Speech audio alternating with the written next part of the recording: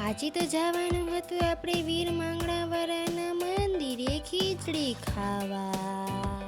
આ બાયુને તડકો લાગતો તો એટલે ચૂંદડી ઓઢી. અરે બાપ રે! અમારું BMW તો કંઈક વધારે જ હવામાં ઉડતું હતું. પછી તો આપણે પોગી ગયા તા મંદિરે. અંદરનો નજારો તો કંઈક અલગ જ હતો છે ને, મસ્ત મંદિર.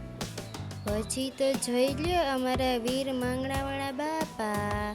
પછી બાયુએ તો કરીને ગયા તા ત્યાં રાસ ગરબા. ઓહો હો હો હો હો હો હો. પછી આપણે આવી ગયા તા પદ્માદેવી પાસે.